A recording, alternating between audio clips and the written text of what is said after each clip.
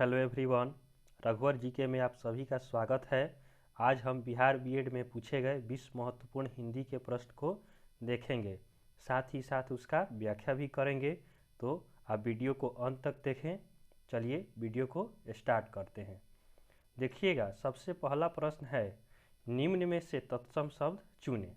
इसमें हमें क्या करना है? तत्सम शब्द को चुनना है। तत्सम शब्द होता है आपका संस्कृत का शब्द। तो गाय, आम, कपूर, ओज, इन सभी में हम देखेंगे कि संस्कृत का शब्द कौन सा है। तो गाय, गाय क्या है? हिंदी शब्द है। आम भी हिंदी शब्द है। कपूर भी हिंदी शब्द है। तो ओज क्या है? ओज आपका संस्कृत शब्द है। तो हमारा सही उत्तर हो जाएगा ओज। ओज का अर्थ होता है आपका प्रकाश होता है, तेज होता है, उजाला होता है। चलिए अब हम अगले प्रश्न की ओर बढ़ते हैं। हमारा सेकंड प्रश्न है, निम्न में से तद्भव शब्द चुनें। तद्भव का अर्थ होता है आपका हिंदी शब्द। तो देखिएगा ऑप्शन चतुर्थ, पंचम, दस, गौ, इसमें से हिंदी शब्द कौन सा है? दस आपका हिंदी शब्द है। इस तरह आप इसे चुन सकते हैं। तद्भव मीन्स हिंदी शब्द होता है। चलिए अगला प्रश्न की ओर हम बढ़ते हैं। अगला प्रश्न हमारा है, तीसरा प्रश्न है। तीसरे प्रश्न को देखिएगा। थर्ड प्रश्न है आपका, भाषा का सबसे छोटी इकाई क्या है? तो भाषा का सबसे छोटी इकाई क्या होता है? आपका वर्ण होता है, या शब्द होता है, वाक्य होता है, या व्यंजन होता है। तो भाषा की सबसे छोटी इकाई को वर्ण या ध्वनि कहा जाता है। तो हमारा सही उत्तर क्या हो जाएगा? ऑप्शन ए हमारा सही उत्तर होगा। भाषा की सबसे छोटी इकाई को वर्ण कहा जाता है। तो इस प्रकार ये ऑप्शन हमारा सही है। चलिए अब हम नेक्स्ट प्रश्न की ओर बढ़ते हैं। चौथा क्वेश्चन है, निम्नलिखित अक्षरों में कौन व्यंजन है? इसमें हमें क्या करना है? व्यंजन वर्ण चुनना है। तो देखिएगा, स्वर वर्ण क्या होता है? अ आ आपका स्वर होता है। अ उ ई सब क्या है? स्वर है।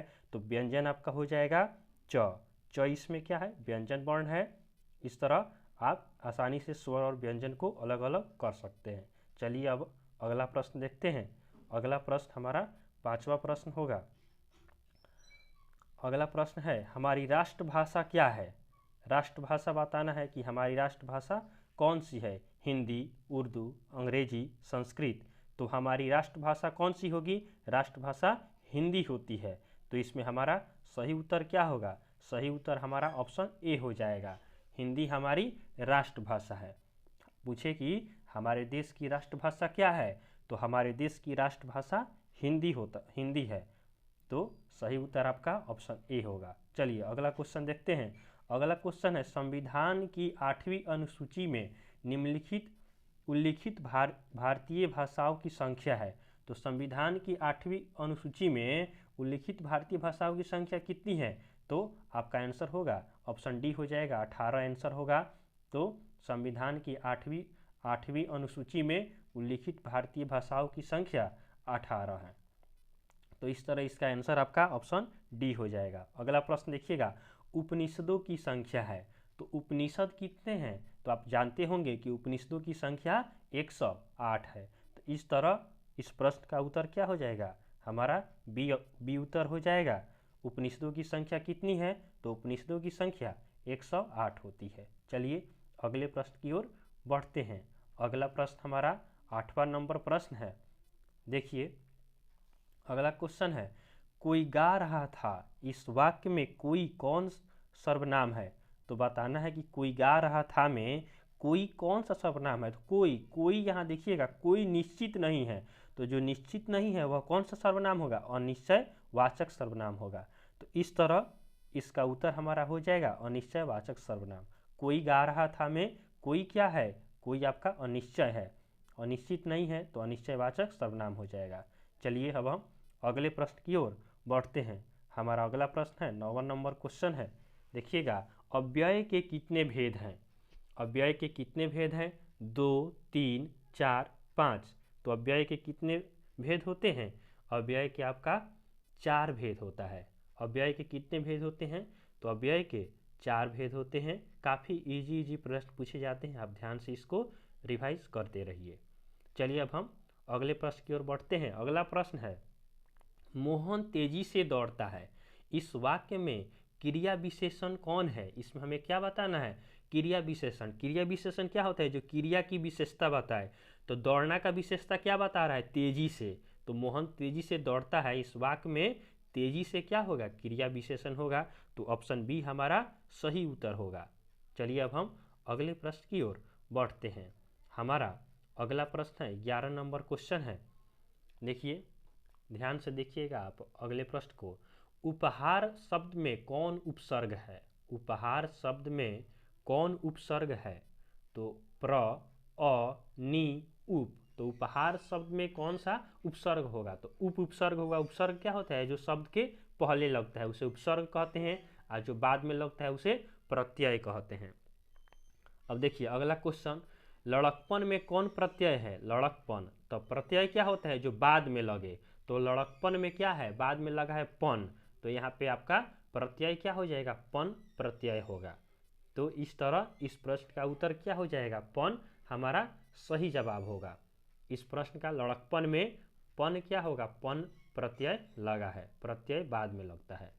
अगला प्रश्न है, माता पिता में कौन समास है। तो माता पिता, भाई बहन, इस तरह का आपका जो शब्द होता है उसमें द्वंद्व समास होता है। माता पिता में कौन समास होगा, तो द्वंद्व समास होगा। आपका कर्मधारय तत्पुरुष अव्ययी भाव नहीं होगा, माता पिता में द्वंद्व समास होता है। चलिए अब हम अगले प्रश्न की ओर बढ़ते हैं। हमारा अगला प्रश्न है 14 नंबर प्रश्न है। देखिएगा 14वां प्रश्न को, व्याकरण में वचन का सही अर्थ क्या है। तो व्याकरण में वचन का सही अर्थ क्या है, आप ध्यान नहीं दीजिएगा तो इसका जवाब बोली दे दीजिएगा, लेकिन बोली यहाँ पे नहीं होगा। इसका सही जवाब होगा संख्या। वचन माने क्या होता है, संख्या, एक वचन, बहुवचन, ये सब आपका होता है। ठीक है, एक वचन, द्विवचन, बहुवचन, ये सब व्याकरण में वचन का सही अर्थ होता है। तो सही इसका जवाब हो जाएगा संख्या। अगला प्रश्न है, निम्नलिखित में से देशज शब्द है, जो हमारे देश में बोली जाती है, जो लोकल भाषा है, उसी को देशज शब्द कहते हैं। तो देशज क्या होगा, पुष्प, कालीन, हाथ, पेट। तो यहाँ पे पेट क्या होगा, पेट आपका सही जवाब होगा। पेट क्या है, पेट एक देशज शब्द है। तो इसका सही उत्तर क्या हो जाएगा, पेट होगा। चलिए अगले प्रश्न की ओर बढ़ते हैं। अगला प्रश्न है हमारा 16 नंबर, हिंदी भाषा किस लिपि में लिखी जाती है। तो हिंदी भाषा को किस लिपि में लिखी जाती है। तो हिंदी भाषा देवनागरी लिपि में लिखी जाती है, और अंग्रेजी भाषा रोमन में लिखी जाती है। तो यहाँ पे हमारा सही उत्तर क्या होगा, देवनागरी लिपि होगा। ऑप्शन बी हमारा सही जवाब होगा। तो हिंदी भाषा किस लिपि में लिखी जाती है, तो हिंदी भाषा देवनागरी लिपि में लिखी जाती है। तो बी ऑप्शन सही है।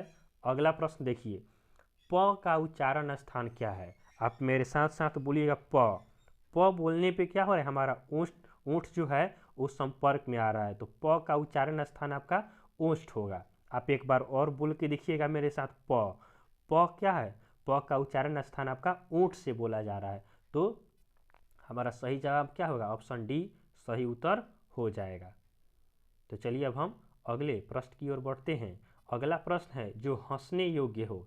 तो देखिएगा, जो हंसने योग्य हो उसको क्या कहते हैं, हास्य, हास्य पद, हंसी, कोई नहीं। तो जो हंसने योग्य होता है उसे हास्य पद कहा जाता है। सही उत्तर इसमें हो जाएगा हमारा ऑप्शन बी, जो हंसने योग्य हो उसे हास्य पद कहा जाता है। तो सही उत्तर क्या हो जाएगा, सही जवाब होगा बी, हास्यपद होता है। चलिए अब हम अगले प्रश्न की ओर बढ़ते हैं।